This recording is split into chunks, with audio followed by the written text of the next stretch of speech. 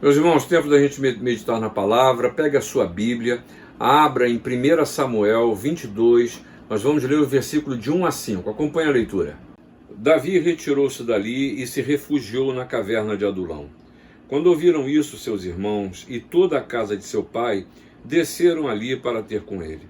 Ajuntaram-se a ele todos os homens que se achavam em aperto, e todo homem endividado, e todos os amargurados de espírito, e ele se fez chefe deles. E eram com ele uns 400 homens. Dali passou Davi a Mispa de Moabe, e disse ao seu rei: deixa estar meu pai e minha mãe convosco, até que eu saiba o que Deus há de fazer de mim. Trouxe-os perante o rei de Moabe, e com este moraram por todo o tempo que Davi esteve neste lugar seguro. Porém, o profeta Gade disse a Davi: não fiques neste lugar seguro, vai e entra na terra de Judá. Então Davi saiu e foi para o bosque de Herete. Você viu o resumo dessa história, né? Mas tá bom, eu vou contextualizar para você um pouco antes. Você vai lembrar, e você sabe disso. Davi mata Golias. Jonatas, um filho de Saul, se torna um grande amigo de Davi. E aí o que acontece? Ao voltar dessa vitória sobre Golias, o povo todo em festa, Saul também, e as mulheres começaram a cantar e enaltecer Davi, dizer que Davi era o melhor, e daí tudo por diante. Saul ouviu essa história e ficou indignado. Na verdade, ele ficou tomado por inveja, e com isso ele resolveu matar Davi. Nesse meio tempo, Davi se casa com uma filha de Saul, Mical. E Jonatas vai falar com seu pai, intercedendo: mas meu pai, não faça mal contra Davi. Mas Saul não é convencido disso, ele tenta de novo matar Davi. E aí Mical, esposa de Davi, filha de Saul, salva o seu marido. Jonatas, o outro filho de Saul, faz uma aliança com Davi. E Saul fica absolutamente irado com Jonatas. Veja só, sua própria filha e seu filho defendendo aquele que ele queria matar. Como consequência, o que acontece? Davi precisa fugir. Foge atemorizado, não está entendendo por quê. Ele fez uma coisa que era vontade de Deus, e agora ele vive escondido. E nesse momento você viu e acabou de ler que ele está dentro de uma caverna. A caverna de Adulão. Eu fico assim imaginando que pensamentos Davi teve. Do tipo: gente, o que eu fiz? Essa vida, eu lutei em nome do Senhor, eu matei Golias. Num certo sentido, eu cheguei mesmo a salvar o reino de Saul. Eu sou seu genro. A filha dele é minha mulher. Mais do que isso, eu sou o melhor amigo do seu filho. Por que Saul está me perseguindo? Por que minha vida está desse jeito? Por que eu cheguei a esse ponto? E aí, irmãos, Davi, na verdade, nessa lição que a história traz, ele nos ensina um pouco sobre as lutas e as perseguições pelas quais a gente passa. E eu quero que você aprenda com o que você acabou de ler, porque a palavra de Deus, ela é viva. O Espírito Santo está falando e iluminando você na leitura da sua palavra. E a primeira coisa que a gente vê nesse texto é que em situações de crise, muitas vezes a gente sempre procura se isolar, né? Veja só, você leu aí, Davi ele foi se esconder numa caverna. Normalmente, cavernas, elas não têm várias saídas. E o problema disso é que a caverna te dá, ou dá para aquele que se abriga nela, uma sensação de falsa segurança, nesse isolamento. Se esconder, na verdade, se esconder naquela caverna é uma atitude do ser humano diante das muitas situações limites que a gente vive. Quer algum exemplo de situação limite? Por exemplo, aquilo que você não consegue enfrentar, seus medos, seus temores, problemas que são insolúveis, suas fraquezas, suas impossibilidades. Tem um pior ainda, pecado. No caso do pecado, você lembra de Adão e Eva? Você encontra lá em Gênesis, né? Dizendo que quando eles ouviram a voz do Senhor, que andava pelo jardim, pela viração do dia, eles se esconderam da presença de Deus, o homem e a mulher. Eles se esconderam. Fruto de quê? Se esconderam por causa do pecado. E é exatamente por isso que Jesus veio, para romper esse padrão. O padrão do afastamento, o padrão da ruptura, o padrão da fuga da realidade, o padrão do se esconder. E eu vim, disse Jesus, para que vocês tenham vida E aí, nesse sentido, eu e você precisamos aprender que Deus não nos criou, não te criou para o isolamento. Sabe por quê? E esse texto nos ensina muito bem isso. A companhia que abençoa, o poder da companhia, da presença, de estar junto. Veja o que diz aí o versículo 1 do livro de Samuel aí. Primeiro, diz o seguinte: quando ouviram isso, seus irmãos e toda a sua casa de seu pai desceram ali para ter com ele. Primeiro, a família de Davi não quis deixá-lo sozinho na sua solidão e no seu esconderijo.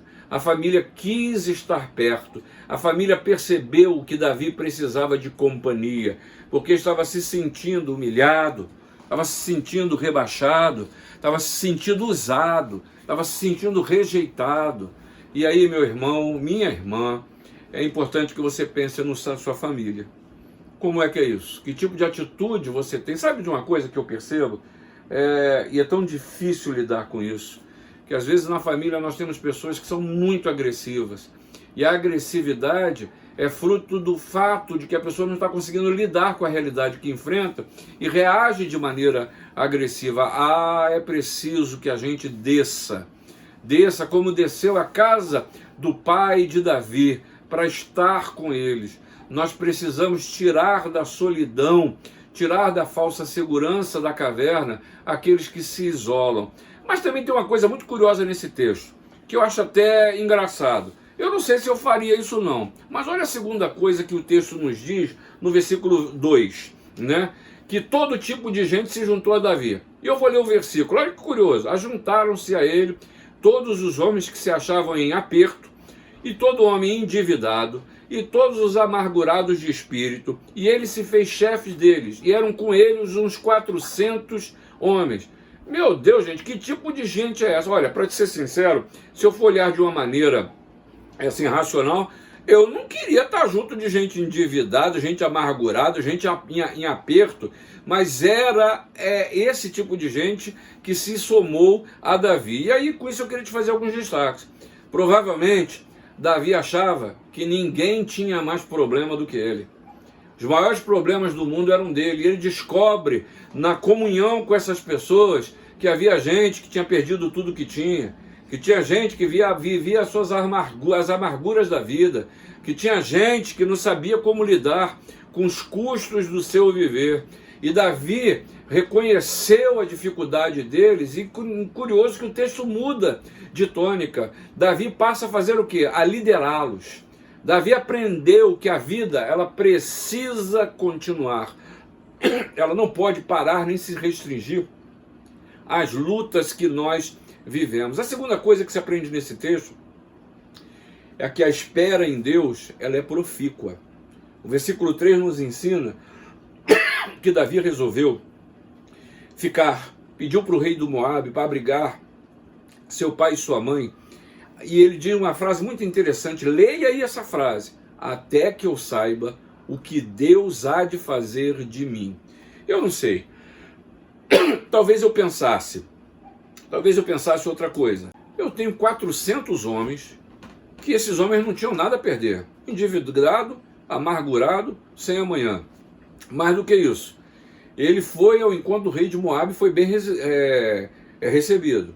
Ou seja, virar esses 400 homens contra o rei seria fácil. Como amigo do rei de Moabe, conseguir um exército para ajudá-lo também não seria uma das coisas mais difíceis de fazer. Mas Davi não agiu assim. Ele agiu da forma mais difícil. E eu quero dizer para você que gente com um temperamento como o meu, não sei você, é complicado. Em vez de você ir e fazer, em vez de reagir, em vez de tomar uma atitude, aguardar o que Deus vai fazer. É uma coisa linda isso, mas é difícil que só. Aguardar o que Deus fazer é esperar na segurança de que Deus está no controle. É esperar na segurança de que Deus está perto. É esperar na segurança de que Deus vai agir. E Davi sabia por experiência. Você lembra? Ele pediu a Deus a vida de Golias e Deus lhe deu. Davi sabia. E Jesus ainda hoje nos diz: sem mim, nada podeis fazer. Vinde a mim todos vós que estáis cansados e sobrecarregados, e eu vos aliviarei. Disse Jesus, eis que estou convosco todos os dias. E assim Davi, Deus nos ensina através de Jesus, aguarde a ação de Deus. Há tempo na vida que é tempo de agir, de andar, de correr, mas há tempo de aguardar, há tempo de operar, de esperar. Mas ainda a gente aprende uma terceira coisa que vem da boca de um profeta, como você acabou de ler. E a terceira coisa que a gente aprende é que você precisa ter cuidado com as suas aparentes seguranças, com aquilo que você acha que lhe dá tranquilidade, conforto, e que você acha que seu mundo não será abalado jamais. Sabe do que eu estou falando? Eu estou falando de coisas que a gente se agarra, que nos dão essa aparente sensação de segurança. Isso pode ser coisas, pode ser dinheiro, podem ser pessoas, situações, e tudo aquilo que você inventa para lhe dar essa sensação de segurança. Para Davi, sabe o que ele trouxe a sensação de segurança? Uma caverna. Mas veja que contrassenso. Numa caverna que só tem uma entrada. E essa entrada é o mesmo lugar da saída. Na verdade, se um urso aparecesse à porta, ele estava acuado. Se os exércitos de Saul chegassem à porta daquela caverna, a aparente segurança ela se transformaria, na verdade, numa armadilha que resultaria na sua morte. E aí veja aí o versículo 5, a palavra do profeta para Davi. Porém o profeta Gade disse a Davi, Davi, não fiques neste lugar seguro, vai e entra na terra de Judá. Então Davi saiu e foi para o bosque de Herete. O que o profeta disse para ele é, Davi, sai da caverna, vive a vida, enfrenta seus males, lida com as circunstâncias. Você, meu irmão, no lugar do nome de Davi, coloque seu nome. Eu coloco o meu, Cid, viva a vida, enfrenta seus males, lida com as circunstâncias. E aí, o profeta está mandando Davi para ir para Judá, para o bosque de Herete. O bosque de Herete era uma montanha que ficava em Judá. Agora, você sabe onde é que era Judá? Terra de Jerusalém. Sabe quem morava lá? Exatamente o rei Saul. Ou seja, Davi voltou para a vida que aparentemente ele precisou fugir com medo da violência. Mas é exatamente neste lugar que Deus lhe deu a vitória. Eu quero concluir essa palavra para você dizendo que Deus lhe dá a vitória. Deus lhe deu a vitória, você usufruindo da companhia das pessoas, não se isolando. Deus lhe dá a vitória se você continuar esperando em Deus.